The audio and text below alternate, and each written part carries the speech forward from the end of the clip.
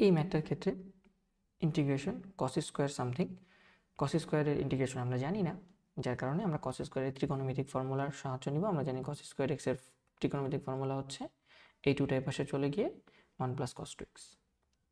1 plus cos two x হচ্ছে 2 cos square x, but এখানে তো 2 নাই, তাহলে শুধু কস স্কোয়ার এক্সের ফর্মুলা হবে এই হাফ টুটাই পাশে চলে গিয়ে 1 plus cos two x. Cos square এক্সের ভিতর যেটা থাকে এখানে সেটা ডাবল হয়ে যায়, এক্স ছিল 2x হয়ে গেছে, বাট এখানে যেহেতু 2x আছে তাহলে এটাকে ফর্মুলা অ্যাপ্লাই করলে হাফ দিয়ে 1 প্লাস কস, এটা ডাবল হয়ে যাবে 4x হয়ে যাবে। ঠিক আছে, ফর্মুলা থেকে বুঝতে পারতেছো এটার ভিতরে এক্স, এটার ভিতরে 2x, তাহলে এখানে যেহেতু 2x আছে ফর্মুলা অ্যাপ্লাই করলে 4x হয়ে যাবে।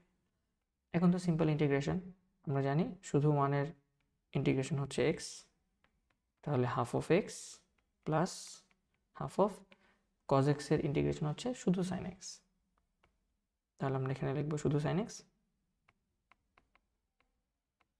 আর যেহেতু এটা x ছিল না 4x ছিল, এটাকে আবার ডিফারেন্সিয়েট করে নিচে লিখতে হবে, which is 4 প্লাস c। এখন তুমি এটাকে একটু সাজিয়ে লিখতে পারো যে ভাইয়া half x plus 1/8 sine of 4x plus c, এইটা হচ্ছে আমাদের উত্তর।